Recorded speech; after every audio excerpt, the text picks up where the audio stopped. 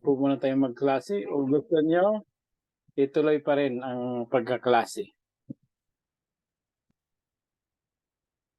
Parang walang makasagot eh. Parang gusto eh. No? Parang, Ang sagot po namin ay for what is the pleasure of the professor?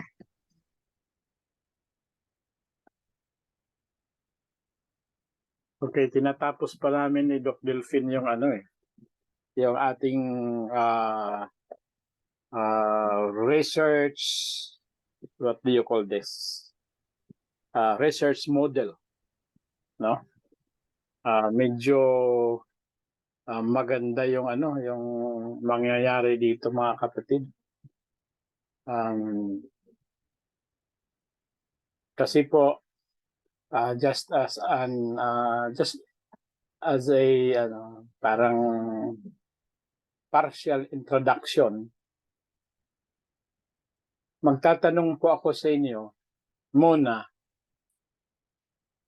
ano po ang ibig sabihin ng brains doon po sa ating GC?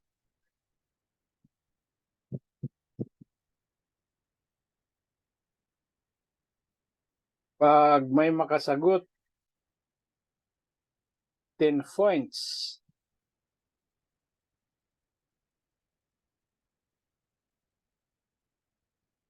Ulit po, Doc. Ano nga po yung tanong? Ano po ang ibig sabihin? Tingnan natin kung you are not following blindly. No? Ano ibig sabihin ng brains doon sa ating GC? Permission to answer. Okay, you are permitted to get the points. Beaming research for international scholars. Kulang yata. Okay, so instead of 10 points, bibigyan na kita ng 7. Doc, try natin. Okay, so sinong may 7 ka na, ma'am? Si Prof. Joven? Beaming Research Academy of International Scholars. Okay, you get 8. You get 8.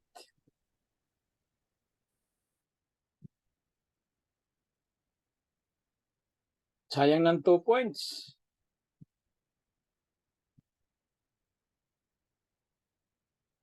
As 7, you get 7. 7. Si ma'am ay 7 din. No, pareha kayo 7, no? Gusto ko yung mayroon talagang maka-10. Try ulit, Doc. Eh di magiging 14 na. Hindi. Kung makuha ko, Doc, disregard yung unang point. Oh, sige, sige. Ito lang na may katuwaan pero may laman. O, Doc, Beaming Research Academy of International Scholars. Ganun Same pa rin, answer po. 7 pa rin. Si ma'am, paulit ma'am. Paulit kay ma'am kung madagdagan ng 3. Beaming Research Academy of International Scholars. Parehas lang eh. Parehas lang yung sinabi din ni Prof. Joven. Doc, Written lang ulit. yung Okay. Ulitin. Palitan na lang ito Beaming Research Academy of International Scholars, Luzon. Tama ba? Luzon. Luzon, naging international na yung taga Luzon. Okay, sino Sa talaga Luzon. yung makagits dyan? No? Okay. Beams. Tama, beaming, kasi brains naman bala. Kung sa Ilonggo pa. Brains naman bala.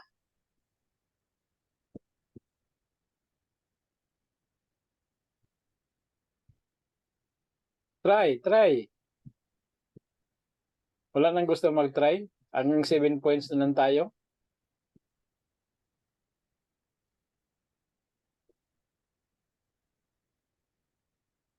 Nanga-off. Nanga-off na ang ano, ang tawag dito. Humina po ang signal. May na ang signal ng lahat. Okay. So, to get 3 more points, dagdagan nyo ng 3 letters para madagdagan ng 3 points. Dagdagan nyo ng 3 letters.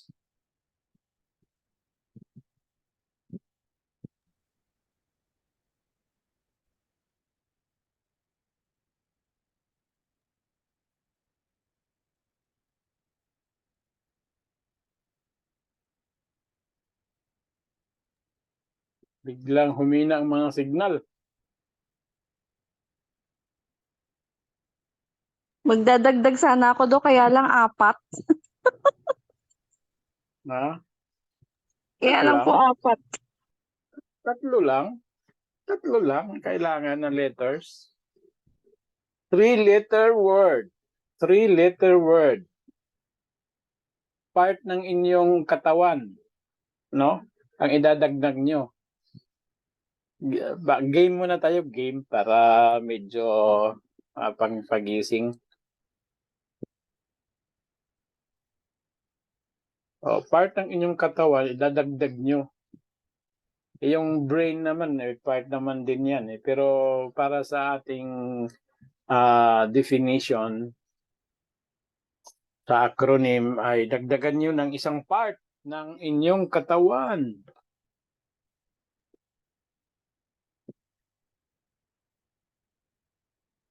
Surrender. Anong tawag doon pag surrender? Yung opposite ng hirit? Doc, pwede po ba Doc yung mata, EYE? Malayo na. Oo, mamamainusan ka na niyan pag dinagyan mo ng mata. Actually Doc, hindi ko po nakuha talaga yung tanong nyo kanina kasi biglang nawala yung internet namin. Yan na nga. Yan talaga, nawawala talaga yung internet pag may mga question eh. Okay. So, sa ating GC, meron tayong brains GC.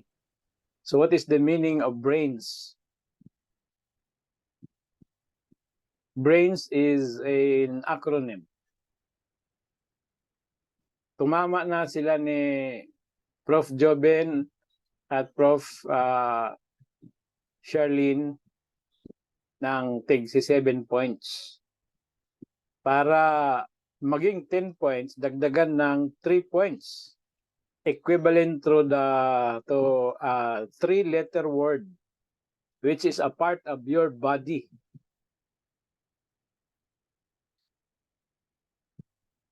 Tahimik ang bayan. Parang nag-iisip. Hindi natin alam, nag-iisip. Kung wala na dyan, tingnan nga natin. Yung natin.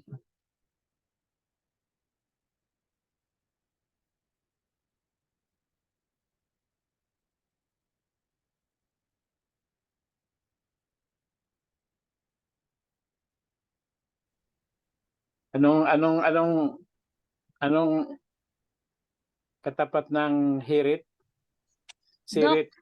Doc, yung bang Sirit na po. Doc, yung sa acronym ba Doc na yun, yung letters rin po na yun, yung sa brain? Brains. Ang sabi po ng dalawa nating mga magigiting at mga bayani ng bayan, mga humanitarian heroes yan. Okay. So, sabi nila, ang brains daw ay Beaming Research Academy of International Scholars. 7 points lang nakuha nila. Kailangan madagdagan ng 3 points, which is equivalent to the 3-letter word na idadagdag mo at ang 3-letter word na yan ay part ng katawan mo. Is it arm, Doc? Arm? Hindi po. Hindi po. Arm. Doc, ako to. Yes. Doc Carmen, Sino yan? Doc. Sige, Si si Ma'am Carmen. Carmen. Tingnan natin kung maka 10 points. Go, Ma'am Beaming Carmen. Research. Go. Go. Beaming Research Sige. Academy of International Scholarship. HIP ang idadagdag sa scholars. Okay. Yeah. Very good. Talagang nakuha mo yung yung part ng body na hip. Okay. Masakit ba yung hips Yes. mo, ma'am? Yes, Masakit pala. sir. Mula nung kaya punta may- tayo ng graduation. Okay. Dahil Kaya sa pala akin, nag-hit may mo. infection po kasi ako. Okay, hit mo. Okay. So, yon mga kapatid. Dagdagan ng 3-letter word na hip. No? So, part ng katawan. So, naging scholarship. No? Brains Academy of International Scholarship. Ibig sabihin, hindi lang about us. No?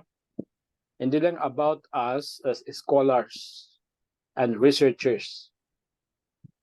But, ito po'y nangangahulugang kasama na, no? Ang quality na ating hinahangad in order to achieve a scholarship, no, na iyan po ay at par with the world's standards. Kaya yan po ang ating research journal, no? Ating official research journal sa kung saan ang inyong mga researches, research works ay ipapublish natin at ilalagay natin, maglalagay tayo ng copies in different colleges and universities para makilala naman ang Logos College Admissions sa pamamagitan ng ating mga magagandang researches or research works of international scholarship.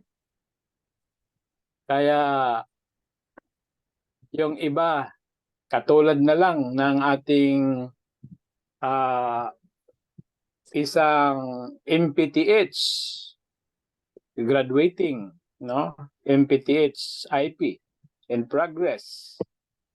Ang kanyang research, theological research is about the duck, pato, no? Yung pato. Kasi controversial issue yan ngayon. At marami pang mga Adventist ay hati doon sa tinatawag na pato. Ay kung makakain ba o hindi. So, mayroong ginawang research ang ating estudyante. Papublish natin yan, no? Magandang research yan. At marami pa dyan, napakagandang mga titles. Ipapublish natin yan. So, pag nabasa nila, makikita nila nga, ay, di pala basta-basta ang Logos College of Missions. May ibubuga din, no? Okay. Mabasa nila yung ating mga chaplaincy research. Masasabi ng ibang tao, ay maganda pala ito. Then, we will organize a research forum na imbitahin natin as presenters itong galing sa mga kilalang mga schools. At tayo ay magpi-feature din ng atin na pinakamagandang research. So, aangat dyan ang ating school, mga kapatid. No? Bukod doon sa ating conventions na kinonceptualize para sa ating mga junior phytoscientists, mayroon din po tayo para sa ating scholarship. So, yun po ang ating mga visions, mga kapatid. Now, ang ating brains, mga kapatid, ay ilalagay na natin sa aklat. Sa journal na po. Andyan na, didikit na yung ating mga brains. Okay. And napakabuti po ng Panginoon, mga kapatid. No? Is really guiding the development of LIMS International. Ito yung Logos na ngayon, Logos College. From institute to college. Tapos binigyan pa tayo ng dalawang mga professors of high scholarship in the person of Dr. Hernandez and Dr. Peral. At ngayon, mga kapatid, ang brains or Beaming Research Academy of International Scholarship, which is our official research journal, has revolved. Nag-revolve po ito, mga kapatid, na develop into a kind of a research model na ang tawag natin ngayon, ito ay Brains Research Model. So hindi lang po siya pangalan ng ating journal, kundi isa na siyang research model which is a revolutionizing research structure with captivation and versatility. So magtatanong tayo, so what is brains as a research model? Bigyan ko lang po kayo ng medyo pa-advance, mga kapatid, kasi po under discussion, pang ano lang, teaser. Ano kaya ang ibig sabihin ng brains model as a research model which is versatile? Ang brains po, mga kapatid, represents a 6-phase research model. 6-phase research model, and each letter represents one phase. The first phase is B. The second phase is R. The second phase is A. The third phase is A. The fourth phase is I. Then the fifth is N. And the last phase is S. Brains. So the first phase is background. The B is background. The R is research design. The letter A is analysis. The I is interpretation. The letter N is new insights. Ang letter S is suggestions with a conclusion. Yan po ang ating brains research model. So, yun na po ang susundan natin para sa ating mga research works. At sa amin na nag-analyze nito, mga kapatid, it is a kind of a research model which we can say it's a novel, no? Novel research model. Bakit po masasabi nating ito po ay novel, mga kapatid? Bakit po? Dahil ito'y bago. No? This is a new model. So, yan po ang kagandahan sa ating gagawin, mga kapatid. Dahil masasabi natin na mayroon na tayong bagong modelo ng research na ating susundan. So, the components of research sa traditional method ay nandoon na rin sa brains. Talagang matindi pala yung brains, mga kapatid. Brains yun no? Kasi ang mga research components ay nandyan na. No? So, abangan nyo mga kapatid, at ito'y ipopost natin pag ma-refine na. Kasi nire-refine pa. When this is refined, then we will put it into a battery of tests.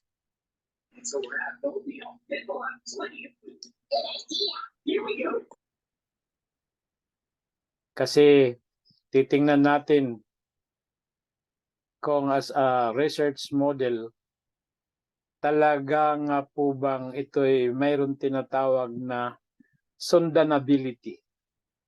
Alam niyo ba kung anong sundanability? Joke lang. Yung talagang nasusundan ba? Okay. Sundan. Talagang kung titingnan natin kung talagang masusundan, no, ng ating mga estudyante.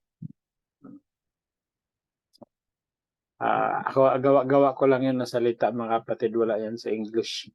Sundanability, no. So yung po ay hybrid na word, no. Ability and the sundan, no. Okay. Anyway, let's dismiss earlier this time. Pagka 5 o'clock, mga kapatid, I will take a break.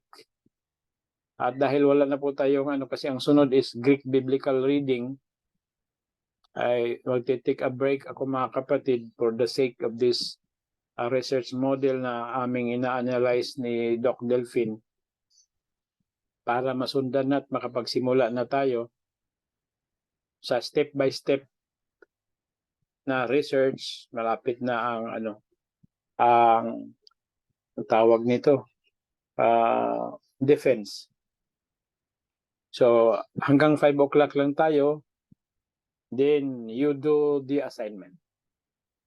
Okay, so let us pray, mga kapatid, para makapunta na tayo sa ating homiletics and the art of public speaking.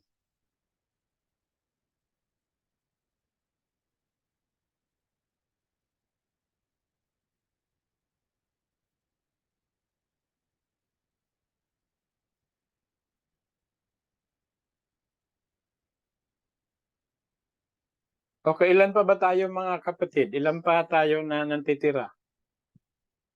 33 po. 33. 32. 32, dalawa 32. pala yung account ni Sir Moises. 32. Dalawa po kami sa May- account namin. Maya-maya So siguro 33. pag bumaba na tayo ng mga, umabot na lang tayo ng mga 25, magbibigay na tayo ng mga bonus. Ngayon na, hindi pa tayo magbibigay ng bonus. Marami pa. Pag pakunti-kunti na lang, doon na tayo magbibigay ng bonus. Pag 25 na lang. So, yung mga dyan, yung mga tagapagbantay natin, tingin-tingin kayo. Pag sinabing, 25 na lang, Doc, magbibigay na tayo ng bonus.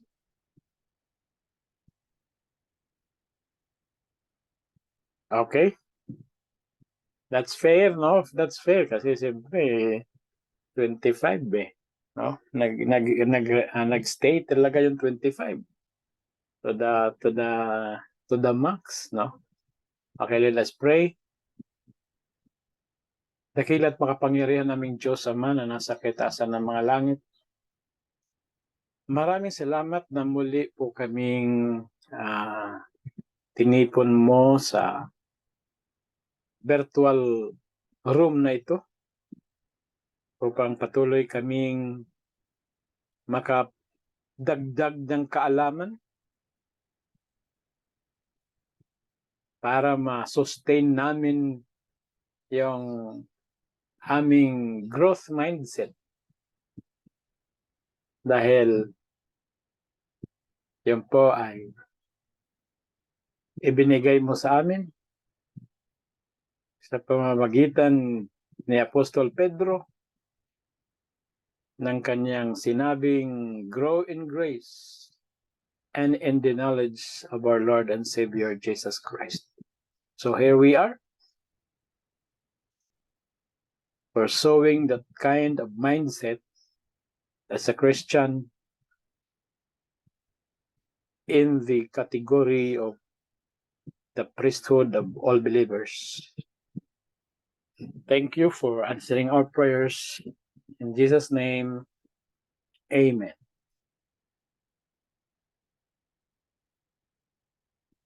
So, last time we discussed the first phase of the persuasive methods on how we can develop the so-called sermons or spiritual speeches and secular speeches. And the first part of the method is the hooking.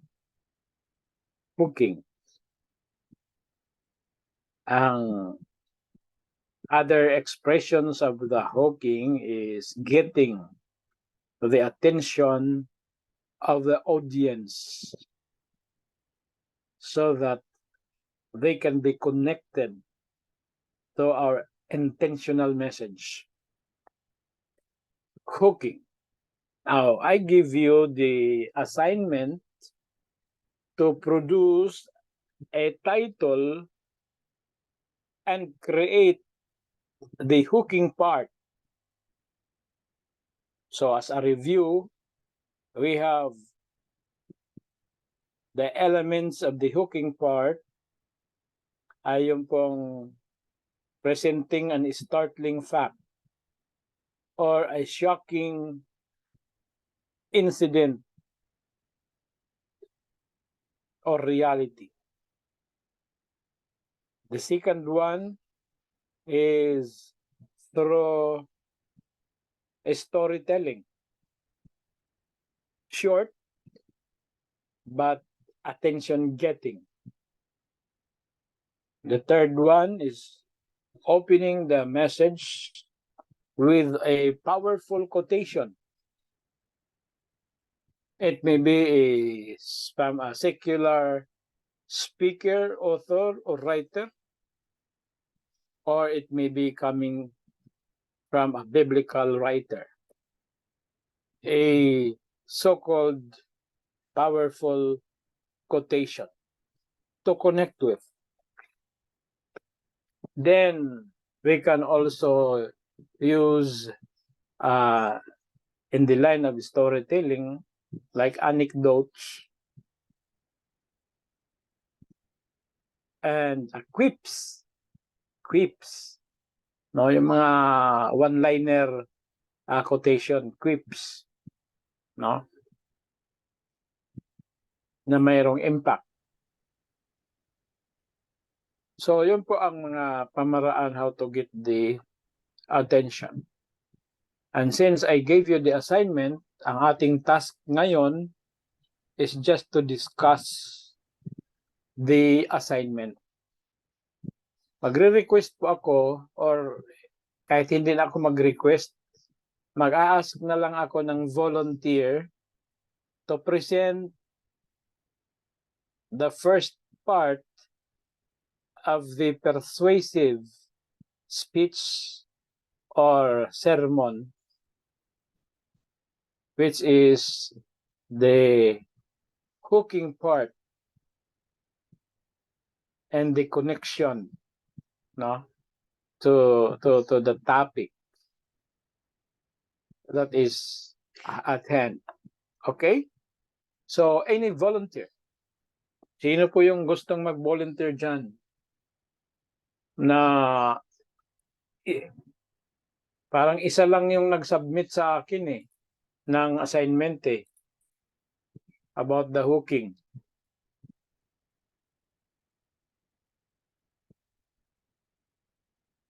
Okay, parang tumataas ng kamay si Ma'am Charlene. Wala, hindi po. Ha? Title Kanino? lang po ba? Kanino bang Title. kamay dyan? Yung nakita ko. Kung yung title ano po, meron po akong ibibigay na title, pero yung applying the Yung- six techniques, I can't. Yung ano Yep. pala. Yung cursor ko pala. Kamay man yung forma ng cursor ko. Nandyan nakatuon sa'yo. Yung cursor ko. Oo. Kaya hindi lang po title. No? I want the hooking part, the startling facts. Sinampulan ko na yun kagabi, di ba? Doon sa PowerPoint presentation na recommended natin na gagamitin when we visit our corporate clients. Absent po ako kagabi. Nung Nung dumating ako- ma'am. Nung dumating po ako kasi ng 9, nung ang inaantay ko yung 9 PM, akala ko meron pang 9 to 10, yun pala last period na yung 9. Old Okay. old schedule po yung nasa akin kasi. Sige po. Sorry. So, madali lang kasi ang title no? Ang pag-connect sa title na attract ng atensyon. At hindi lang basta na-attract, yung nakaka-hook, no? Yung para bang nakalawit ka talaga para mag-stay ka to the whole presentation.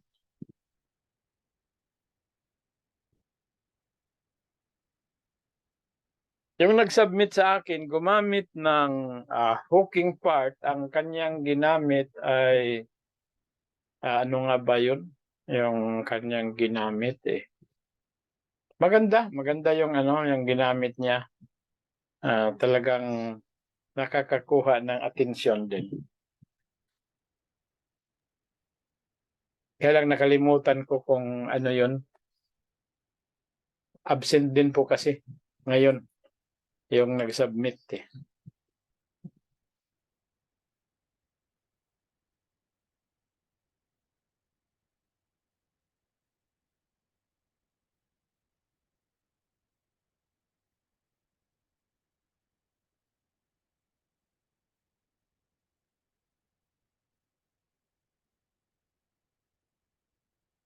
Wala po. Ibig sabihin, hindi nga po talaga tayo gumawa ng assignment Malamang itong 32 na to, absent ito last time. No? Kasi hindi nakakuha ng assignment.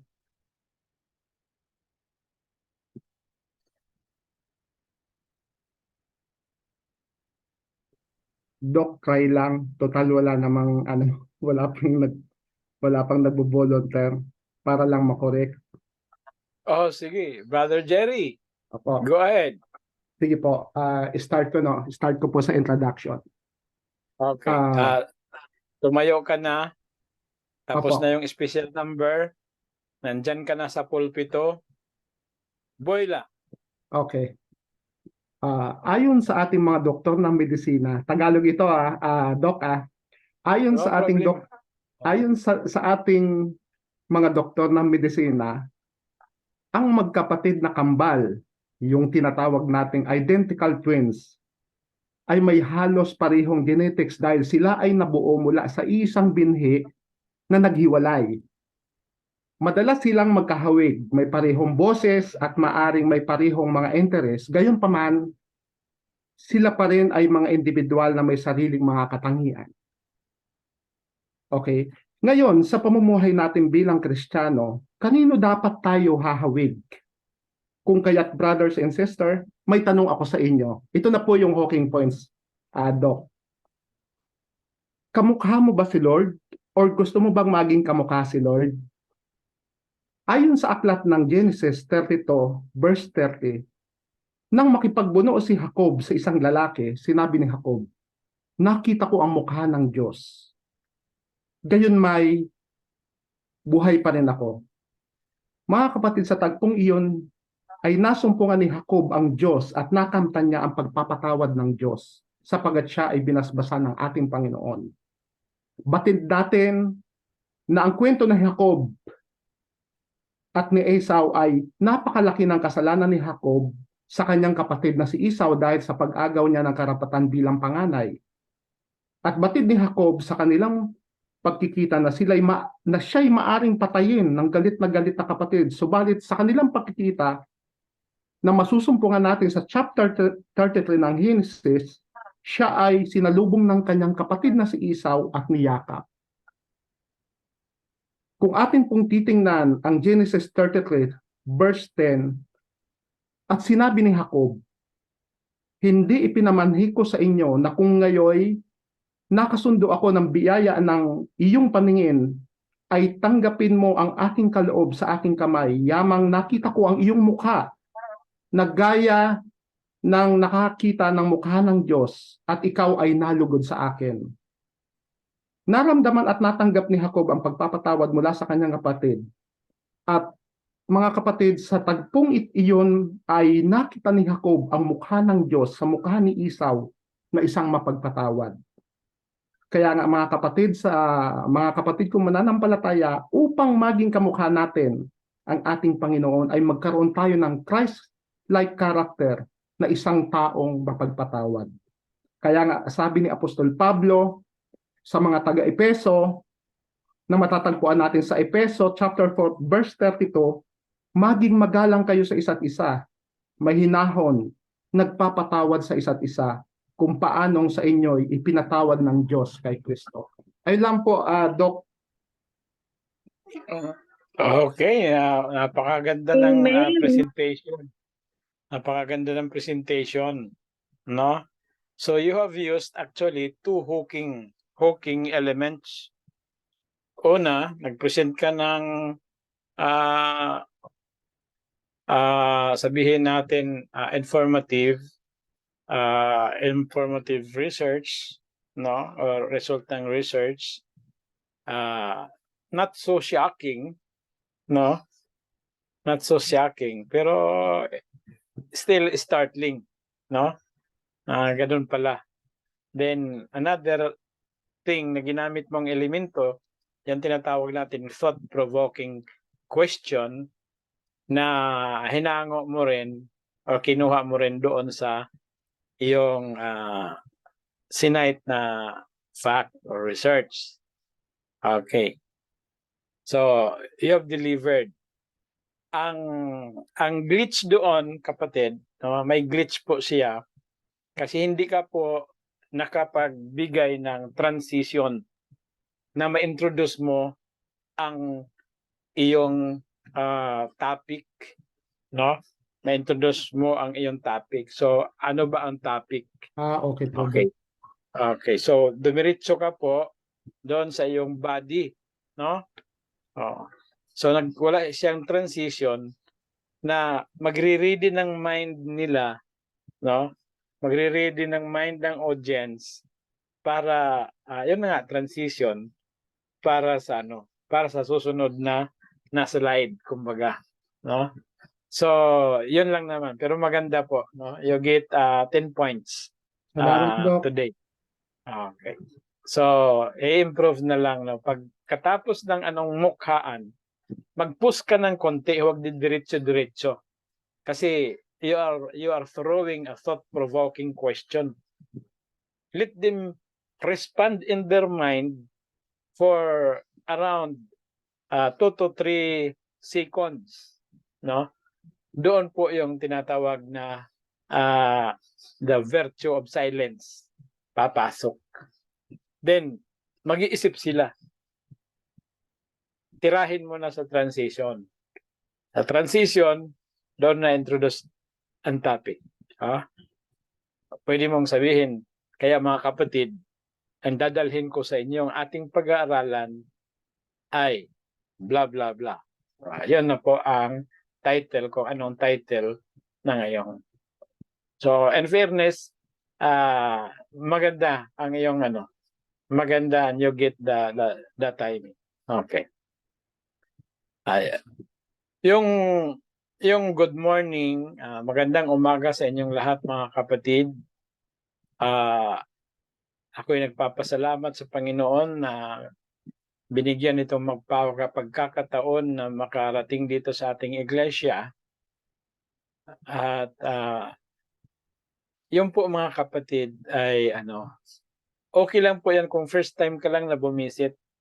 Pero the second time, wag mo nang ulitin, no? Kasi narinig ka na nila. Oo. So yung mga happy Sabbath mga kapatid, no? God is good all the time. Huwag niyo nang suggestion ko lang naman ito, no? Okay. Pero yung mga patanong na God is good all the time God is good, it is not recommended dito sa ating model, no? So, maganda pagtayo mo pa lang, post ka. Pag nag-post ka, ang atensyon ng mga tao mapupunta sa iyo at bakit hindi ka pa kaagad nagsasalita? Isang technique yan. Tapos, pause for 2 to 3 seconds. Look to the front, look to the left side, and look to the right side. Parang mini-measure mo yung ini-scan pala. Ini-scan mo yung audience mo. Tapos balik ka sa gitna. Tirahin mo na kaagad ng iyong shocking or alarming facts or startling news. Ganon. Or magbigay ka ng powerful quotation. No? Like for example, I like this quotation from the book of Ellen G. White. No?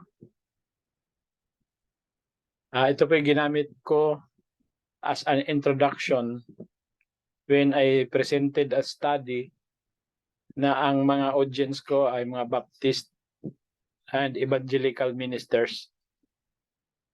Pero hindi ko sinabi na galing kay Ellen G. White. No. And sinabi ko lang, a Christian author has this observation. The mastermind in the confederacy of evil is ever working to keep out of sight the words of God and to bring into view the opinions of men. Pero hindi ko sinabi na, according to Ellen G. White, i-baptist yung kaharap mo no? Mga evangelical ang kaharap mo So pag sinabi mong Ellen G. White, wala na, sira ulo. Yun ang nasa patak sa kanilang sa kanilang isipan, lalo na sa mga Pentecostal, no? Niisip nila because they cannot appreciate They're not guided by the Holy Spirit actually. So, pero if you present a quotation, ang daming magagandang quotation si Ellen G. White, no? Na pwede mong gamitin kahit ang iyong audience ay evangelicals. But huwag lang i-mention ang kanyang pangalan. Maaari mong sabihin, a Christian author who is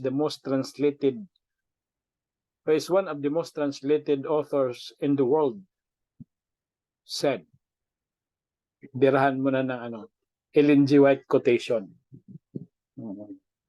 Pagkatapos ng pagsasalita, kung magtanong sila, ang ganda ng pwedeng paano nga yung quotation, hindi ko masyadong nakuha. Sino nagsabi nito? Doon mo na sabihin na si Ellen G. White, no? Pero at least nakuha mo na yung attention sa magandang ginamit ni Ellen G. White. It is not a violation, but it is a strategy para yung punto ay ating ma-drive doon sa ating audience. So, pwede mong sabihin, basta si Ellen G. White ang kino-quote mo, maganda kang quotation, ay huwag mong i-mention si Ellen G. White, except kung ang audience mo ay, of course, yung church natin, Seventh-day Adventist. So you can just say, a prolific, pwede rin, a prolific Christian author said that the mastermind in the confederacy of evil is ever working to keep out of sight the words of God and to bring into view the opinions of men. Bridge ka na dyan kung ano-ano ang gusto mong i-bridge. Oh. Kaya mga kapatid, pwedeng translation ganun. Ang dadalhin ko sa inyo ngayon ay ang topikong paano natin mahalin ang salita ng Diyos. Then, blah, blah, blah. Okay, so sino pang gustong mag-sample dyan? Sayang ng 10 points for today. Dok, pwede ako.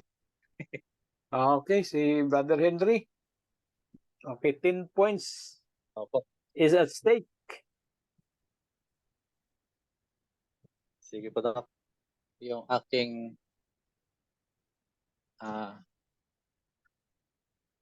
okay, magandang hapon po mga kapatid. At magandang araw po sa ating lahat. Diretso ba daw kagad sa o bahala na po ako Granting na introduce? kilala ka na sa Opo. church. Palagi ka na Yun na lang dyan. topic, Tanggalin ano mo po? na yung tanggalin mo na yung magandang umaga mga kapatid. So, Kaya kanina nga po. nag-greet na kayo nag-happy Sabbath eh. So, nangamustahan na, no? So, Parang ano na lang. Okay. diretso ka na sa Okay. Good day, cooking brothers part, and sisters. no? Parang diretso na. Opo. Wala na yon, no? Wala na. No? Opo. Okay. Alam naman nila na maganda yung Sabbath eh, no? Opo. Pag sinabi Sige. mong happy Sabbath, alam naman happy sila ngayon eh, Sabbath eh, no? So, Opo. no. Okay. Diretso ka na.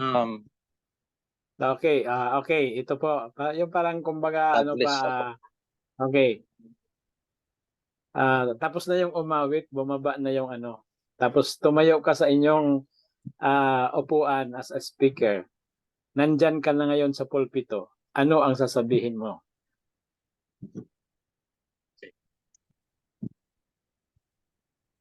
The title of our study today is Passion for Souls. Our passion for souls. In Psalms 142 verse 4, it says, "No man cared for my soul." This passage should bother us, right? At nais ko pong pasimulan pa sa isang kasabihan na aking pong napakinggan sa isang veteranong pastor, Pastor Rudy Bautista, na ganito ang kanyang sinabi, that an army that remains in the trenches will be defeated. Ulitin ko po mga kapatid. That an army that remains in the trenches will be defeated. Ano po ang ibig sabihin mga kapatid? The trenches na quotes po rito, it represent a passive or defensive position where one is not actively reaching out to others to share their faith. Or staying in the trenches implies a lack of proactive evangelism. At kung magpatuloy po ang ganitong situation, sabi nga, the faith or belief may not spread effectively, it may lose its relevance overtime. Okay, thank you. Thank Ano you, po thank ba you. ang ating mission? Okay. Okay, okay na po kapatid, no? Kasi nasa hooking part lang naman actually. Yung ano natin. Okay, analyze natin, no? Para mag-improve tayo, no?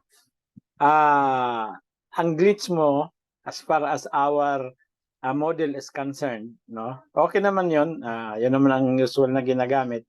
Pero since we are following a model sa persuasive speech preparation, no? Ang glitch doon, inuna mo yung topic mo eh. No? Hindi pa sila masyadong interesado sa topic mo eh. Ang purpose ng hooking para ma-interest sila sa topic mo. No? So, ang recommendation ng ating model ay unahin mo yung hooking part. Yung quotation, no? Followed by a thought-provoking question. Maganda yan. Okay. So, ano nga yung quotation mo? Hindi ako familiar niyan eh. An army that remains in the trenches will be defeated. Okay.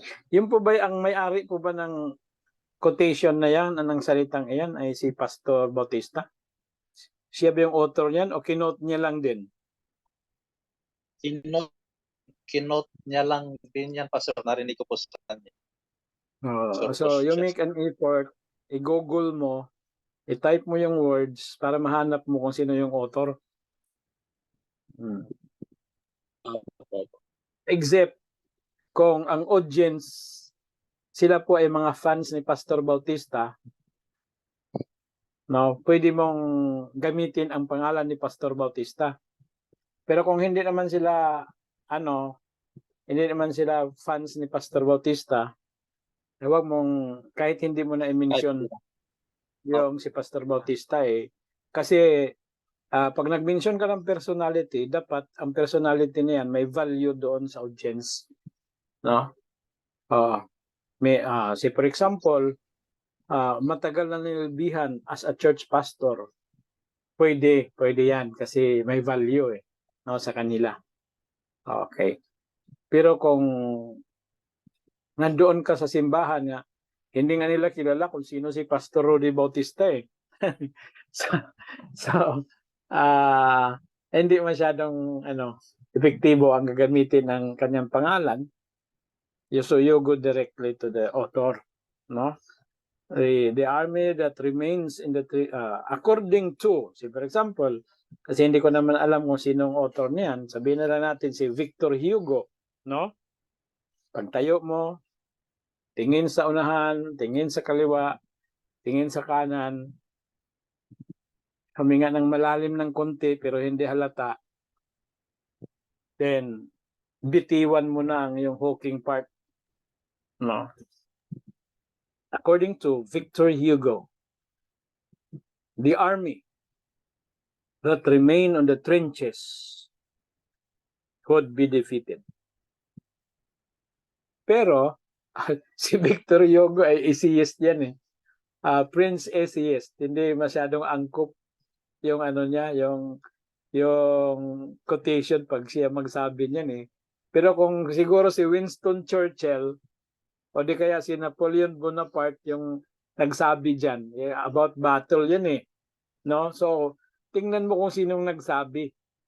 I-search mo yung kanyang credibility, no? Yung may-ari ng quotation. Kasi si Napoleon Bonaparte, well, popular yan. O si Winston Churchill, no? Popular yan sa Sweets and Blood, no? So, yan. Sabihin na lang natin si Napoleon Bonaparte. Pag na-research mo kung sino may-ari niyan, research mo kung ano ang kanyang background. Isa ba siyang military general? No? Kasi it adds points and value to your quotation. So, kung sabihin natin, sample lang, no? According to Duke Raja, a military general of the United States of America, nasample lang, hindi naman tayo military, no? According to Duke Raja, a military general of the United United States of America, the army that remains on the trenches will be defeated. Pause ng 2 to 3 seconds. Guys, mga kapatid pala. Okay. Pag medyo doon ka lang magsalita sa kabataan na retreat, pwede nang gamitin yung guys. Kasi ano yan eh, yung mga linggo yan ng mga millennials. Guys, mga kapatid, we are an army. You are a part of the army. But where are you? Do you remain on the trenches? Or you are in the actual battlefield? Kaya, sa umagang ito, so nandun na yung transition mo.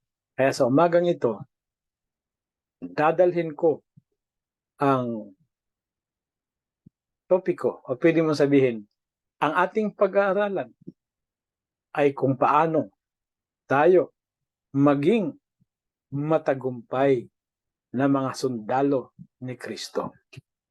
How we can become a victorious army.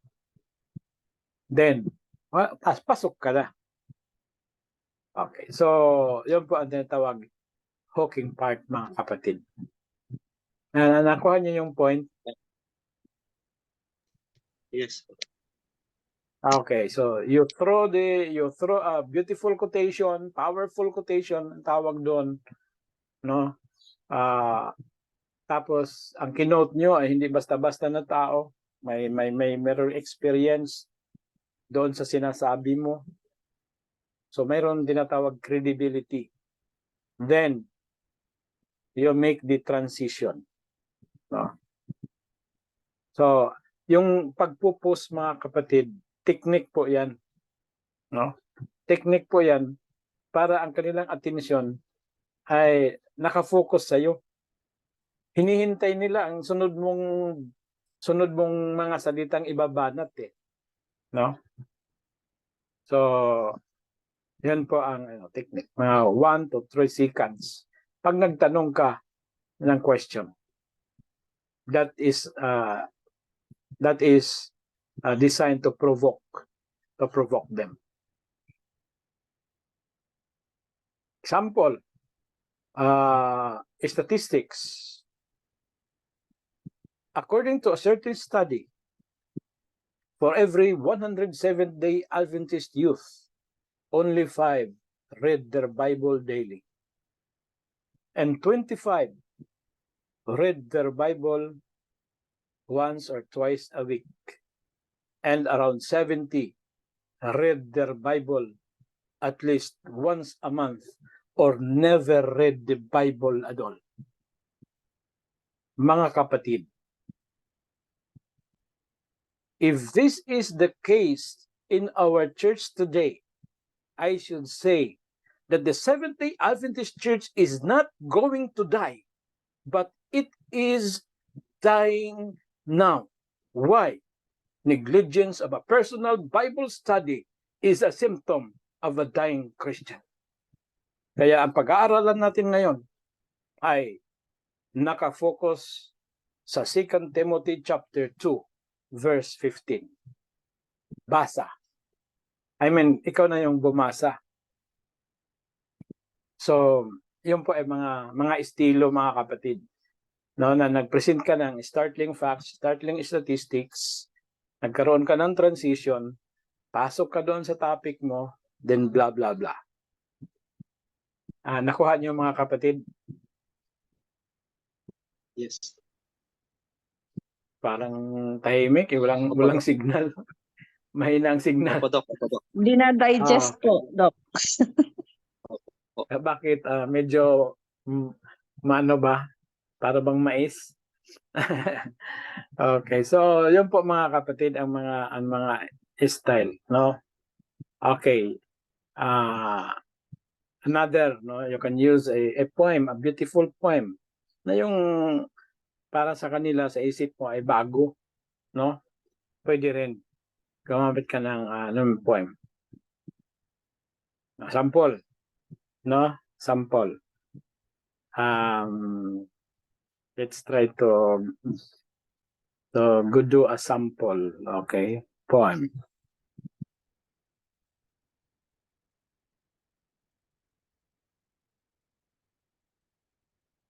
Okay, ganito.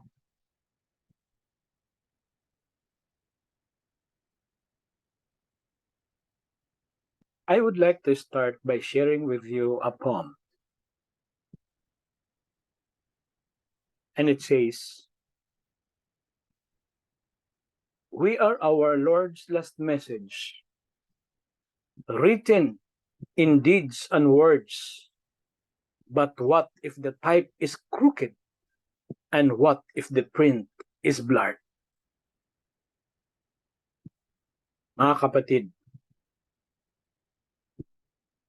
ang ating pag-aaralan ngayon ay tungkol sa ating buhay. Tayo po ba'y malinaw na pagkasulat? O tayo po ay blurred? Our key text this morning is found in 2 Corinthians chapter 3, verse 1 and 2.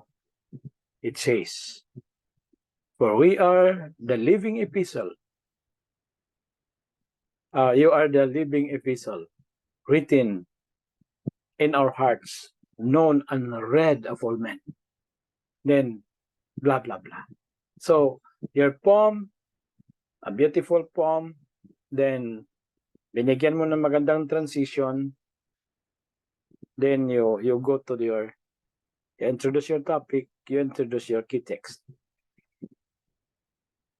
So, yun po ay poem. So, yun po ang mga hooking parts, mga kapatid. Okay. Mayroon pa bang gustong mag-share dyan? Doc, try lang, Doc.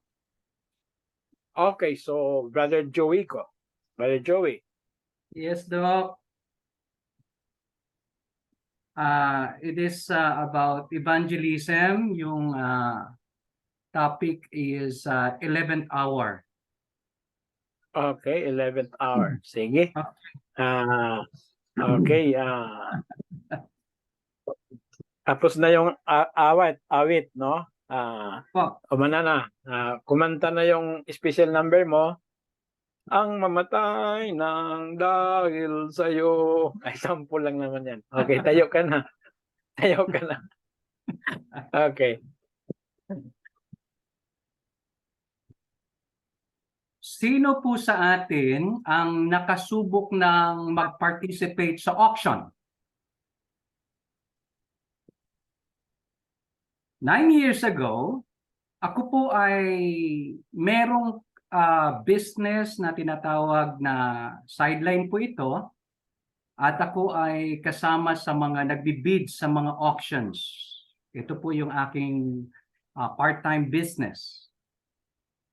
Isang araw, this was 9 years ago, ay nangailangan ako ng isang napakagandang laptop para sa ministry.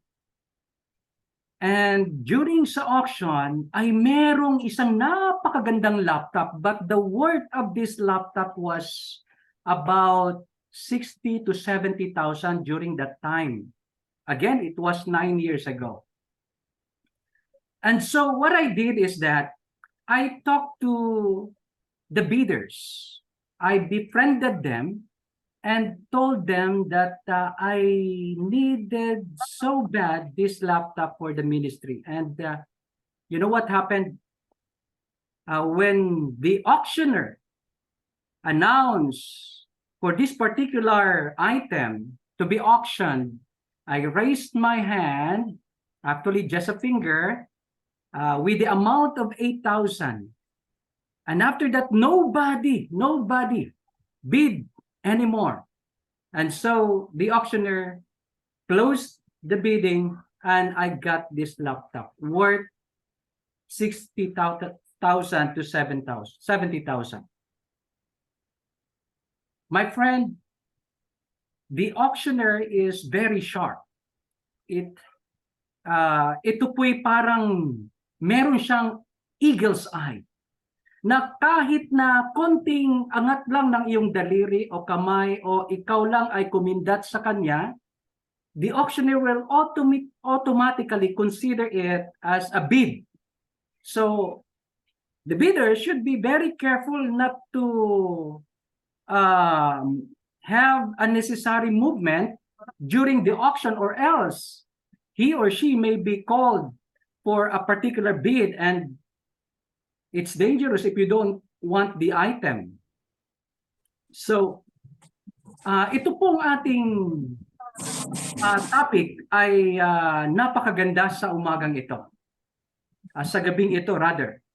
Pagkat ito ay nagmamatter ng 11th hour. Again, I'm gonna tell you another very important story. 8 years ago, ang inyong lingkod po ay nagkakandak ng Bible study sa bahay. And ang dumadalo po ay may mga senior citizen, mayroong mga bata, yung walks of life ay sama-sama na. May masa, may elite. And during this time, meron pong isang babae doon na senior citizen na siya. At siya ay dumadalo sa Bible study. At siya ay blessed at sinabi niya na ngayon lamang niya nasumpungan ang mga mensaheng ito.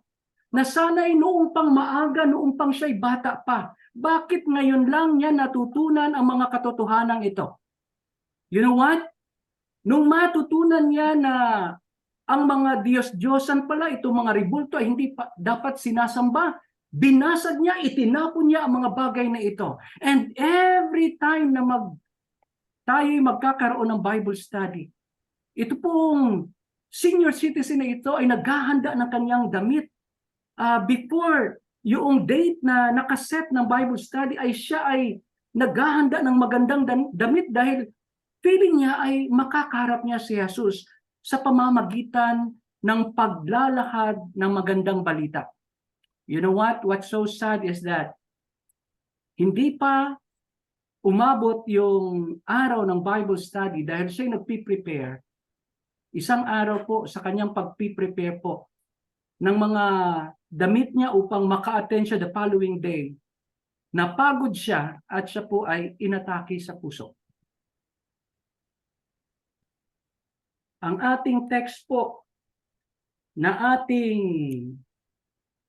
pinakasentro sa ating pag-aaral ay masusumpungan sa aklat ng Lucas 23, chapter 23, verse 42 to 43.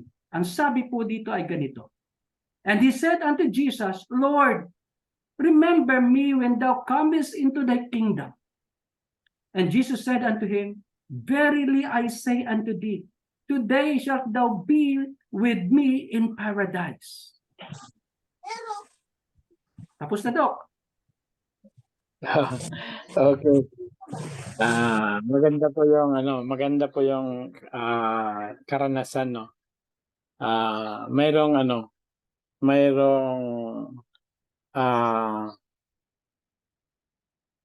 sabihin natin konting kailangan plantsahin doon sa plastada mo sa sa auction, no. Kasi marami siyang ang auction mo marami siyang pasakalye, no. Meron siyang mga pasakalye na nakaka-distract sa sa audience. So, ang maganda, hindi mo muna bigyan doon ng iba pang mga detalye. Doon diretso ka doon sa auction pag 'yan ang ginamit mo, no. Auction. Tapos no, yung audience hindi interesado kung yung buhay negosyo mo, no, part ng business mo, etc. No? They are just interested how they can be connected with your message. No? Iba naman, maaring may mga point ka doon na isa-cite sa ibang mga bahagi ng sermon which you can ipasok mo yung personal experience. Pero doon, nagkaroon ka ng double, parang kumuha ka ng dalawang attention to your business, attention to your profession, and attention to your story. So, ang recommendation ko doon ay focus ka lang doon sa auction. Maganda po yung auction na Tapos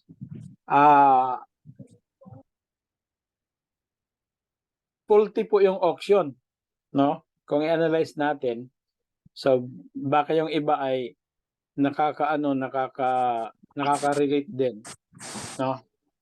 Kasi ang nasa isip na pag mayroong auction, ang bid ay mag-i-start at this amount, no? So dahil wala po, ang bidding po ay hindi po nag-start, okay, the auction shall start at 5,000 or the auction shall start at 8,000. Ikaw lang yung then sold to 8,000. So parang ganon, no? Isa-cite mo rin yan, no? Kung wala po siyang minimum na start ng auction, then i-mention mo talaga na walang minimum. Something like, sasabihin mo, 8 years ago, naka-attend po ako ng isang auction na kakaiba sa ordinaryong mga auction. Ang halaga ng item ay 60,000. Pero pinasimulan ng auction ng walang minimum bid. Tumawag po ang auctioneer. Kung sino ang paano ba, hindi ko alam eh. No? Ikaw nang bahala dyan. No? Mag-revise. Gandahin mo yung pagandahin mo yung klastada ng kwento mo. And so on and so forth. Then, doon sa auction, no, na nakuha mo yung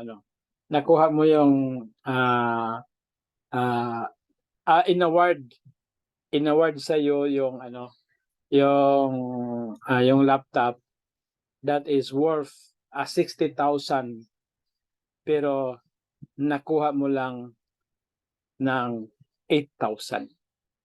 In that case, mga kapatid, pag ating i-analyze, halos kung ikukumpara natin sa malaking presyo, halos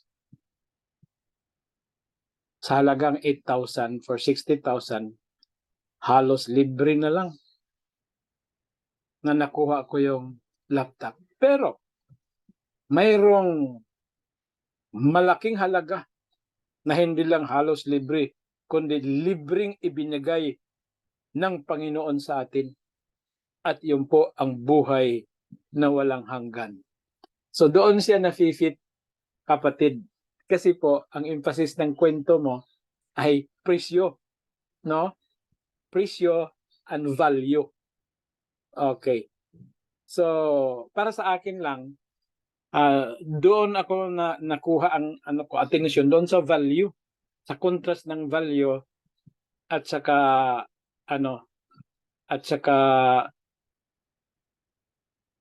value, na contrast ng value ng at saka sa cost ng acquisition mo. So, para sa akin, kumbaga, doon ko i-apply yan sa gift of eternal life, na hindi lang po siya halos libre, kundi libre talaga na ibinigay ng ating Panginoon. Ang sabi sa Romans chapter 6 verse 23, blah blah blah. Okay. Now, yung sinunod mo na kwento ay yung sa babae. Yun po ang angkop sa sa topic na the 11th hour.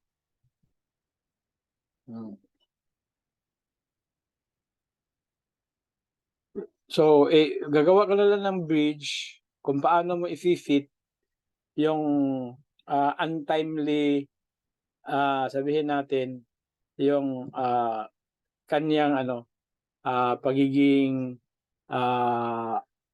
yung mga opportunities na sana na-avail niya noon pa pero hindi niya na-avail ng a little bit longer dahil naabutan siya ng 11th hour.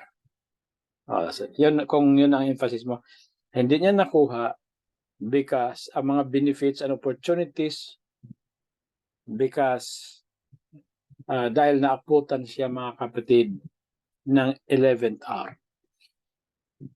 Tapos doon ka na mag-drive ng gusto mong i-drive sa sa evangelism. So yun po ang recommendation ko. Konting plancha lang pero okay na yung isa na hooking, maganda yon, nakaka-hook din yon, no? At yung isang kwento din nakaka-attach din yon, no? Nakaka-touch din yon. Tapos parang magdadala sa audience mo into a reflection, no? Personal reflection sa buhay nila at sa opportunities ng pagsiserve sa Panginoon, no? Yun po ang yung observation. So thank you very much at yun po ang yun po ang emphasis. Ano sa palagay mo, kapatid? Maganda, Doc. No? Maganda, Doc, yung recommendation mo, yung observation nyo. Thank you so much. Thank you so much po. So, pwede bang gamitin yan ng ating ibang mga kapatiran?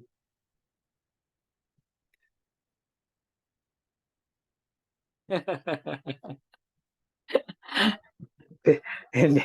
Kung walang permission, hindi nila gagamitin yan. Kasi personal experience mo yan. Pero pag may permission, maaari nilang gamitin yan. Ang dating naman sa kanila ganito, pag mag-present sa kanila. Meron akong classmate na naka-attend ng isang auction para medyo connected. Ang naman nila ay ito totoo ito kasi classmate no, first hand information, no, ang kwento. Meron akong classmate na naka-attend ng isang auction at ang in-auction po doon ang pinaka much coveted na laptop na magagamit niya sa kanyang sa gawain ng Panginoon. Then yan na po, tuloy-tuloy na po, no? Yung contrast ng value ng laptop at saka yung almost wala na kasi malaki yung halaga, nakuha niya lang ng 8,000. Pagandahin yung kwento, then birahan nyo na sa contrast, no? Na sabihin pero parang mag-argue no? Ina-argue mo pero mayroong isang mas mahalaga pa, no? Hindi siya almost wala na, kundi talagang walang kakibat na presyo, libre lang pero mas mahalaga pa kaysa isang laptop. Mas mahalaga pa kaysa kayamanan sa buong sanlibutan. Saan kaya to, no? Grabe naman, sobrang maisip ng tao no? Grabe naman, mas mahal pa kaysa, pero wag mo nang sobrang sa buong sanlibutan. Dandahanin mo na lang, no? Mas mahalaga pa kaysa isang laptop. Mas mahalaga pa nga kaysa isang jeep. Mas mahalaga pa kaysa isang house and lot. So magiging progressive yung pag-iisip nila. Ano kaya ito? Abangan nila, ano kaya ito? Mas mahalaga pa sa isang laptop, mahalaga pa nga kaysa mas mahalaga pa kaysa house and lot. ito po ang hindi pinabayaran ng Panginoong Diyos, yung buhay na walang hanggan. So, bridge ka na. No? So, thank you very much, Brother Joey. Meron pa bang ibang gustong mag-share? Good evening po, Doc. Okay. Brother Gio po, Doc. So try ko lang Brother po, Doc. Gio, Opo. kumusta ka po? Ako po ay masaya, Doc, na habang nakikinig po sa inyo at sa lahat po ng nag-share po. Ito po ay nasa Zamboanga? Nasa Montalban po, Doc. Montalban pala. Layo Opo. naman ng ano ko. Layo naman ng ano ko, ng guess. Opo. Okay, sige. Opo, sige Montalban, po. go ahead. Opo. Kumusta po kayong mga kapatid? Kumusta po ang inyong mga puso? Buhay pa po ba? O patay na? Amen. So ngayong umaga mga kapatid, nais ko na dalhin kayo sa isang kwento. Once upon a time, there was an island where all the feelings live. Happiness, sadness, knowledge, and all of the others, including love. One day, it was announced to the feelings that the island would sink. So they all prepared their boats and left. Love was only one who stayed. Love wanted to stay until it started sinking. When love was almost sinking, he decided to ask for help. Richness was passing by love in a beautiful boat. Love asked, "Richness, can you take me with you?" Richness answered, "No, I can't. There is a lot of gold and silver in my boat. There is no place here for you." Love decided to ask Vanity, who was also passing by. "Vanity, please help me. I can't help you, love. You are all wet and can probably damage my boat." Vanity answered. Sadness was close by, so Love asked for help. "Sad, let me go with you." "Oh, love, I am so sad that I prepare to go alone." Happiness passed by Love too, but she was so happy that she did not listen when Love called her. Suddenly, there was a voice come her. "Come, love, I will take you." It was an elder. Love became so happy that he even forgot to ask the elder her name. When they arrived at dry land, the elder went on her own way. Love asked Knowledge, another elder. The name of the elder who had helped him, it was Time. Answered Knowledge. "Time? But why did time help me?" Asked Love. "Because only time is capable of understanding how great love is." Answered Knowledge. Only time can understand love. Mga kapatid, tayo pa ba ay totoong nagmamahal? Paano ba natin ipapaliwanag ang pagmamahal natin para sa ating sarili, sa ating pamilya, sa ating pananampalataya? Ako mga kapatid ay mayroong isang paboritong isda. Alam ko po na kayo ay may kanya-kanya ding paboritong isda. Subalit mga kapatid, ang ipapakita ko sa inyo ay ang isdang arwana. Alam niyo po ba mga kapatid, ng isdang ito ay pag nanganak yung babae, panay-bantay yung kanyang asawang lalaki. At kapag nangitlog na po ang asawang babae, hihigupin ng asawang lalaki ang ama, ang kanyang mga anak, na mananatili sa bibig ng ama yung kanyang mga anak for 50 days. Inilalagay ng ama na arwana ang kanyang mga anak sa kanyang bibig to protect them 50 days. He will not open his mouth For 50 days, he will not eat. For 50 days, he will not starve himself. For his children, it is a silent kind of love. At pagkatapos po ng 50 days, dun po niya bubuksan ang kanyang bibig at makikita niyo po lalabas ang kanyang mga anak. Makikita niyo po na parang naiiyak pa ang arwana ng tatay nila. Ang gusto lang niya, habang buhay, puproteksyonan niya, aalagaan niya, kahit namamatay siya para lang sa kanyang mga anak. That is the love of a father. Love of a father is silent and yet it is always true and real. Hindi ibig sabihin tahimik, wala siyang ginagawa. That is why let us appreciate the silent sacrifices of the Father, and let us always remember that we have also God the Father silently taking care of us. Mga kapatid, anuman ang nararamdaman natin sa mga oras na ito, masaya man tayo, malungkot man tayo, nawawalan man tayo ng pag-asa, pero ang nais ng ating Panginoon, mga kapatid, kagaya ng ating kwento, magbigay tayo ng oras para sa paglilingkod. Dahil ang totoong pagmamahal, love is patient. Nawa mga kapatid, maalala natin sa tuwing tayo ay nawawalan ng oras, ang sakripisyo ng isda na arwana. Maalala natin ang Panginoon ay palaging nandito sa atin upang sa lahat ng panahon patuloy na maibigay sa atin ng oras at panahon sa tuwing tayo ay nawawalan ng pag-asa.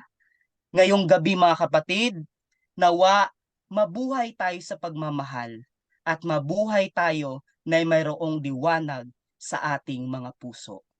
Pagpalain tayong lahat. Okay, maganda yung kwento, no? No? Okay. Ano yan? Marijuana? Anong isda Arwana yun? po, Marijuana? Prof. Arwana. Opo. Akala ko may isda na marijuana. Opo, yung malaki No? po yung ano niya, Doc, big. Pero gold Oh. po siya, yung kulay po. Ngayon na ako nakarinig ng arwana. Ano bang English nun? Arwana din po, Doc. Ganun ba? Ang alam ko lang, Blue Marlin Opo. Okay, maganda yung kwento. You've started almost perfectly, no? Almost perfectly. Huwag mong, if possible, kung may kaakibat na question, yung recommendation ko dyan ay go direct to the telling of the story. No? Tapos, saka na po mag-question in order to bridge. No?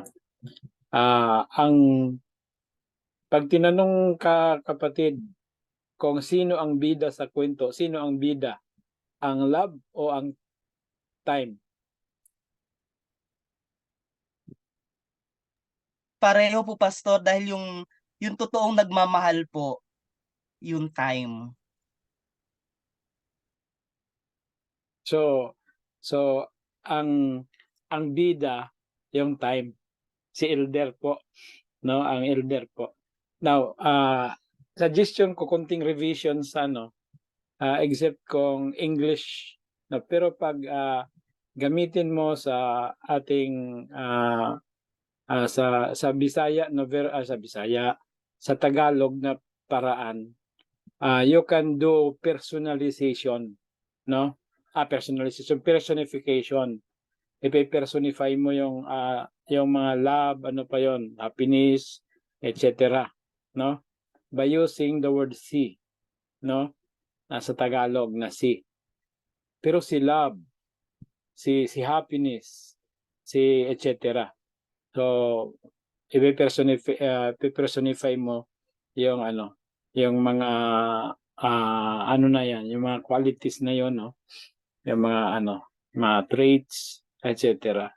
Si time, no? Okay. So it adds beauty pag pinipersonify mo yung ano. But in English, you cannot you can just mention directly. Anyway, naintindihan naman din no sa ano. So you can use the story to be identified with the leading actor of the story na si Time, no? Si Time. So si Time kasi doon ay siya yung mayroong quality sa pagiging caring, no? Although siya si Time, pero ang kanyang way sa pagiging caring ay nagpapakita din na mayroon siyang quality ng pagiging mapagmahal. So si Love doon ay passing lang. So magkakaroon lang ng kunting twist sa storya, mapupunta ang love doon kay Time. Para kaya doon mo na maidadrive yun sa mga kapatid kung paano sila magbigay ng serbisyo sa Panginoon, no? How much time do we spend for this? For serving the Lord, sa kung saan maipapakita natin ang ating tunay na pagmamahal sa Kanya. Kasi si Love kasi doon, he was just an object of the rescue, no? Rescue. Ang bida doon sa kwento ay si Time talaga, no? So ang ida-drive mo, hindi mo pa rin iiwanan si Love kasi ipapasok mo siya as a quality na mayroon si Time. Okay, how much time do we spend with our family para maipakita natin na sila ay totoong mahal natin? How much time do we spend in, ayan na po, blah, blah, blah, no? Maaring sa pamilya na yan, maaring sa gawain ng Panginoon, maaring gamitin mo ang illustration na sabihin mo, the time that you spend on something or someone spells how much love you have for it or for her. Say for example, sa girlfriend mo, no? Sa boyfriend mo, di po ba dahil sa pagmamahal mo, kulang ang isang oras para sa inyo? Pero kung hindi mo naman mahal yung tao, pagtingin pa lang, ayaw mo na kaagad eh. No? Bakit? You cannot spend much time for somebody, for something that you do not love. So, and you cannot spend little time for somebody whom you love so much. Time is a tool that can measure how much we love someone. How much do we love? How much love do we have for God? If we love God, how much time do we spend in reading the Bible each day? How much time do we spend in prayer each day? How much time do we spend in witnessing activity each week? How much time do we spend in church? So yun ang mga suggestions ko na mga point. So doon ka sa bida. Kasi si Love mo doon ay passing lang siya eh. No? It was just an object of the rescue. Kasi ang bida, yung nagre-rescue eh. No? Oo. Siya po ay si Love doon, no, si Love ay ano lang siya eh. Ano man tawag noon? Accessory. Accessory lang si Love. Ang kagandahan doon kay yung accessory mo na si Love doon, parang tool lang siya na ginamit as an object sa quality na mayroon si time, no? Kasi kahit sa mga movie, sa mga sine, ang bida ay yung tagapagtanggol, yung tagapagligtas, no? Nakuha niyo yung punto, mga kapatid. Tulog ng sanlibutan, no? Gising na gising pa, Doc. Gising Yes pa po. po, Gising pa. Doc. Yes po, Doc. Okay. So, kung ako, Brother Gio, you focus on the emphasis of the elder, which is the time in your analogy. Maganda yung kwento eh, no? So makakapag-bridge ka na doon. Tapos balikan mo, ang tawag doon is spiral presentation. So ginamit mo ang maikling kwento in order to bridge to your topic. Tapos maggagawa ka ng spiral, no? In other words, babalik-balikan mo yung quality ng time. Tapos with application of the different aspects ng application. Time sa Bible study, time sa prayer, time sa witnessing, no? Time sa family, time sa sweetheart, no? Pero kung ang time mo ay nakafocus so much to getting wealth, ay maaring hindi maganda ang pagka-spend ng ating time. Remember na si time ay isang talent na ibinigay sa atin ng Panginoon. Kung ang focus ni time is pleasure, etc., etc., no? Okay. So you can adapt that this story, no? Maganda yung kwento, no? Opo, thank you po, Doc. Okay. So doon ka mag-focus, doon ka mag-bridge, no? Kay time, no?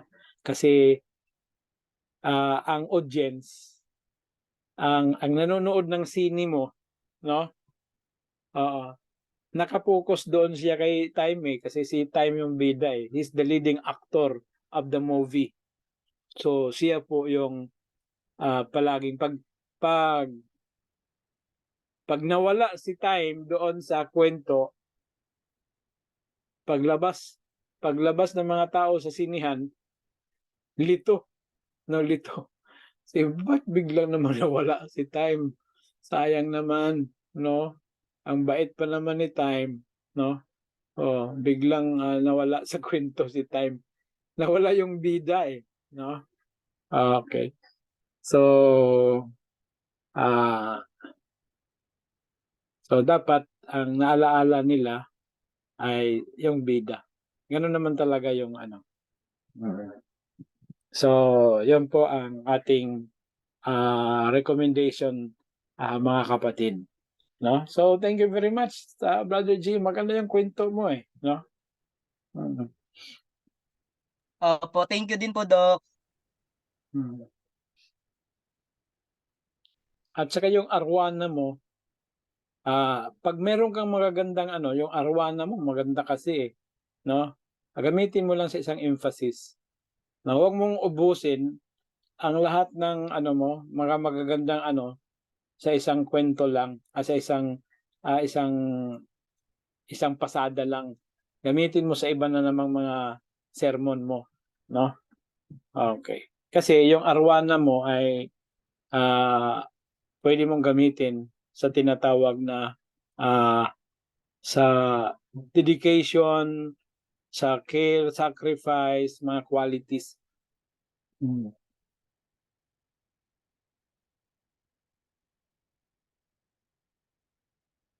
Okay, hanapan mo na lang ng mga talata kasi wala kang talata eh.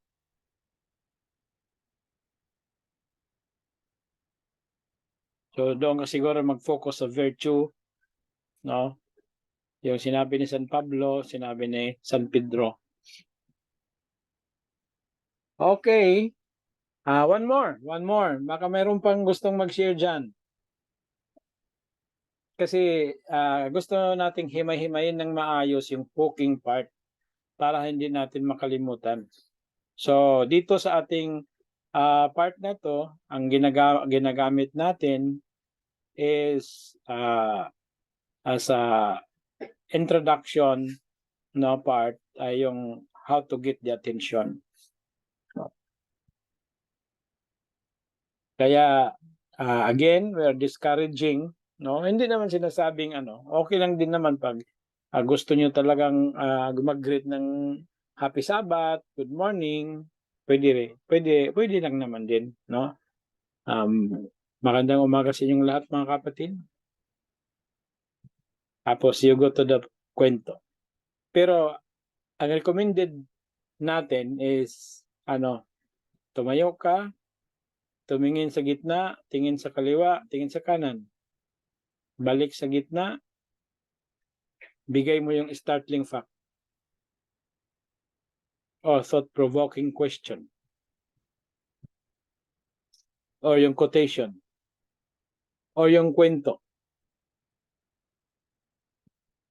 So, yun po ang ating recommendation. No? Para makita nila na, nag-improve na pala talaga. Na iba talaga pag nag-aaral sa LIMS. No? Mayroong improvement.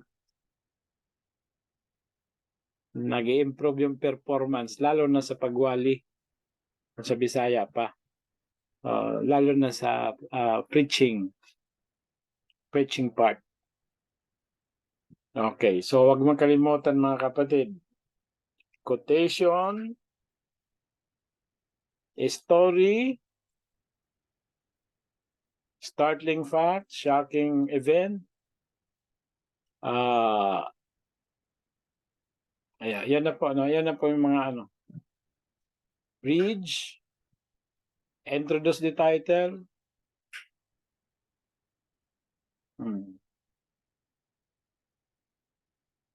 Okay. So far, maganda yung nag-share sa atin. Lahat po kayo mayroon tig 10 points. Ma'am Sherlyn, take note po sa 10 points. Ilan na ba tayo mga kapatid? Magbibigay na ba tayo ng bonus? Ilan tayo ngayon?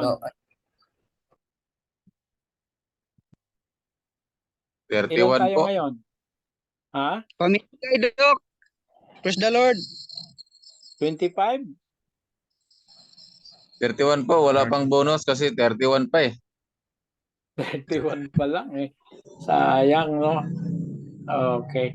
Sige na. Magbigay Diyan na na tayo sana ng ako bonus. babawi, Doc eh. Pwede Diyan na po sana ba ako. sino po yung Yung mga iba kasi, name? kaya hindi tayo umaabot sa 25. Hindi tayo umaabot ng 25 kasi lahat sa inyo ay gustong mag-remain standing hanggang sa 25 kaya hindi tayo umabot ng 25 kasi lahat gustong maisama sa 25.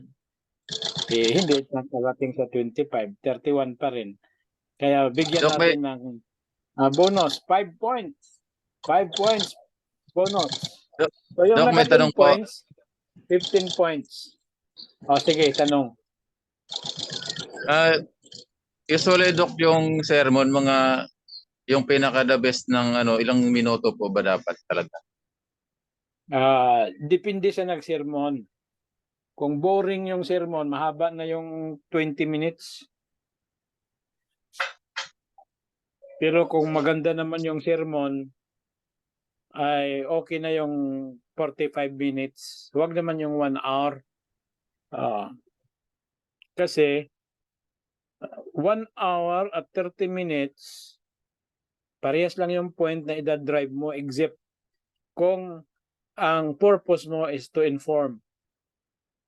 Pag to inform, that is more on teaching, no? Nabibigay ka ng information, that is information 1, information 2, information 3, and so on and so forth.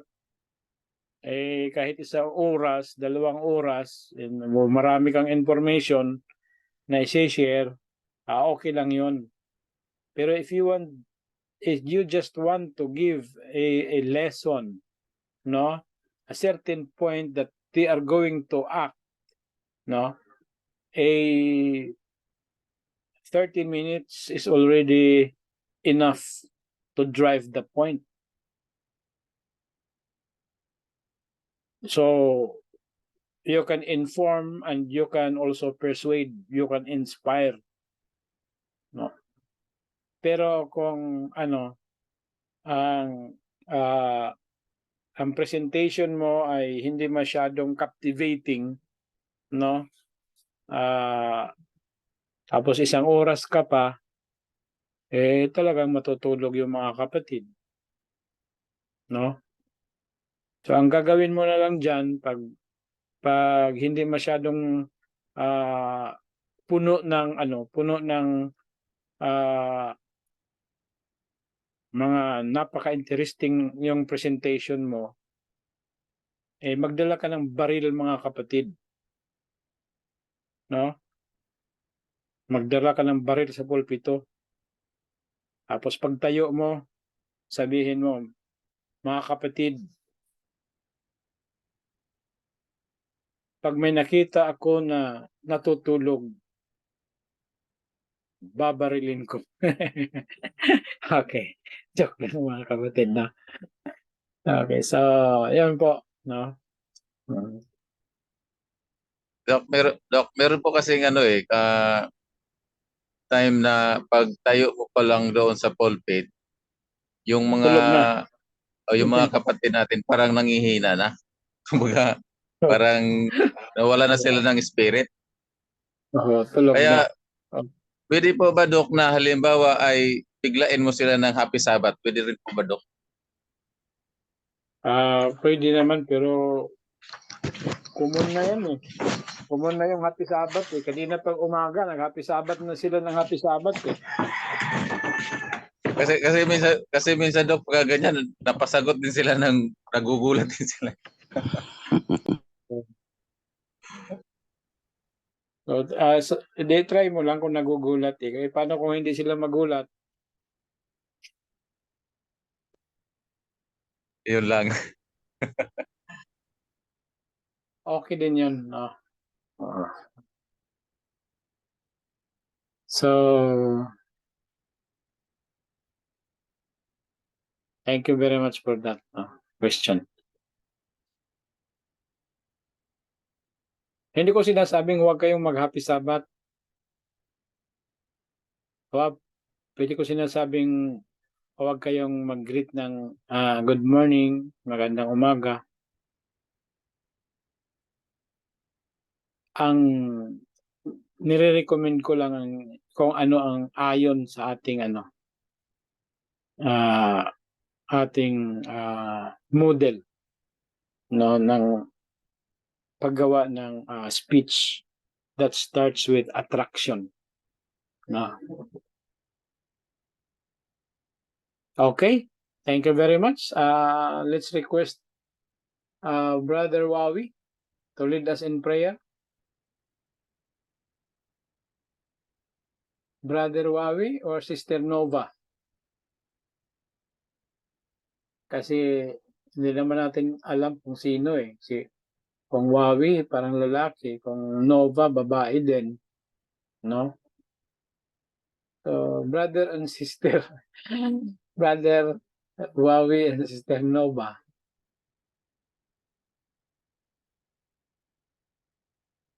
Ay, Wala Doc, din, tanong pa po muna, Doc, sige. pala. Sige. Yung sa introduction po, Doc, gaano po ba kahaba yun? Kung halimbawa.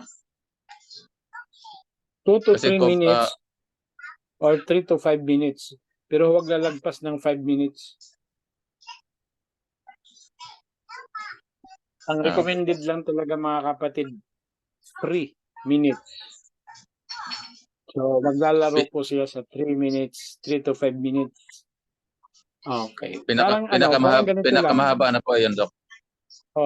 Pag sobra namang iksi ng introduction mo, tingnan mo naman yung tao, malaking katawan, maliit ang ulo. Anong itsura? Parang munggo. Yung tao, malaki. Ang ulo niya maliit.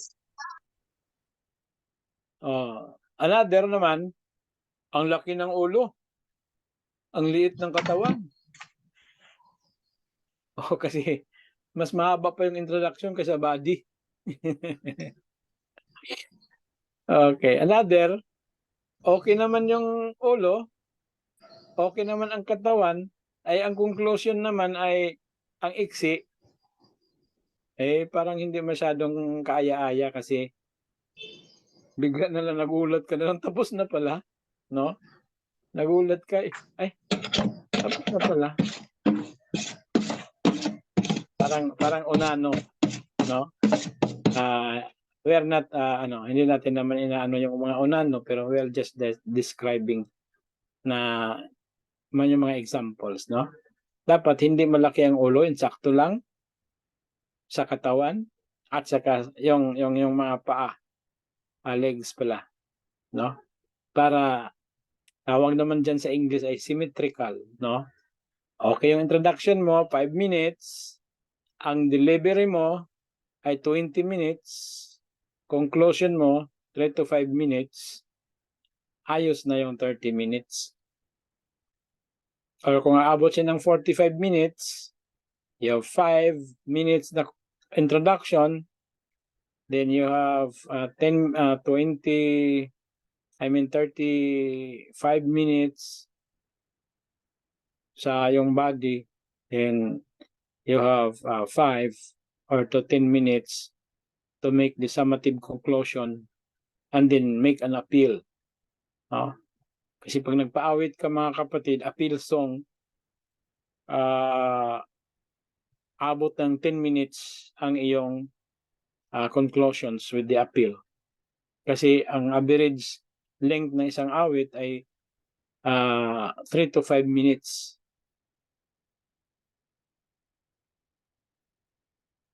No?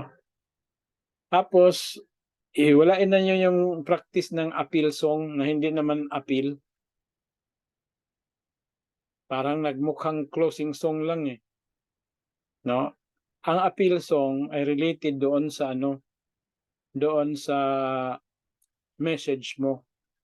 At saka mayroong pag-uusap yung speaker at saka yung pagbibigay ng appeal song.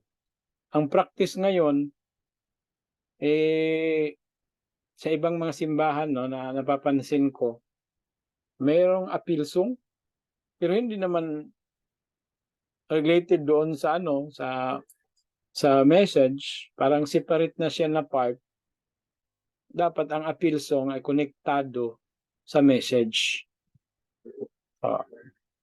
Mga kapatid, pakinggan natin si Talpulana sa awit. Pakinggan natin ang isang awit na ibibigay ni Sister Talpulana. Tapos, mas maganda kung habang nagsasalita ka pa, sininyasan mo na yung singer mo na lumapit na sa gilid mo. Tapos, pagkasabi mo na, pakinggan natin mga kapatid, ang awit na ibibigay sa atin ni Sister Josie Prot.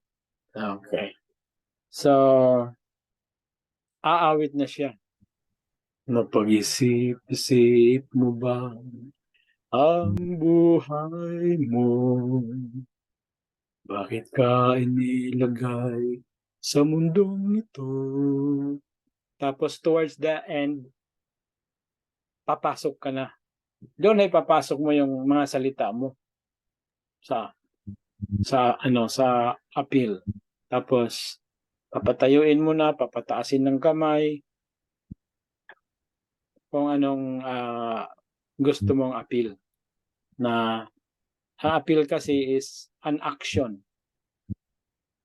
doon sa We will come to that naman. We will come to that mga kapatid, no? Kasi part yan ng ating mga pinag-aaralan, yung call to action. Okay, so ang ibang mga katanungan, i-reserva nyo na lang para sa sunod mga kapatid. At ang assignment nyo ay patuloy pa rin. Yung ibang hindi pa hindi pa nakasubmit ng hooking part ay maghanap na ng mga nakaka-shock na mga balita, mga katotohanang nakaka-startle, no? Nakakagulat. At ano-ano bang mga parts, elemento ng ating hooking part, no? Which is the introductory part, the attraction, purpose. Okay, request natin si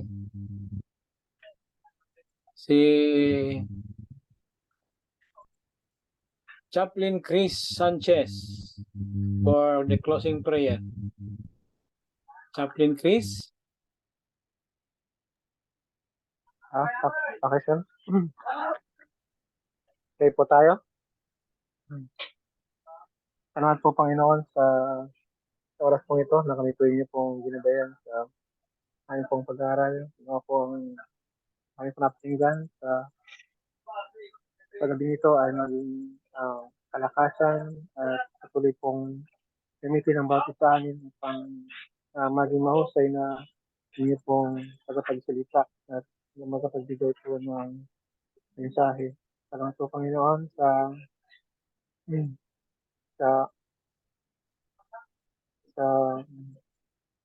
programang ito. Upang patuloy po kami maging malakas at patuloy po magamit kami pong mga kinakanibang mga simbahan. Palagi po ang bawat isa. Pangalan po ni Jesus. Amen.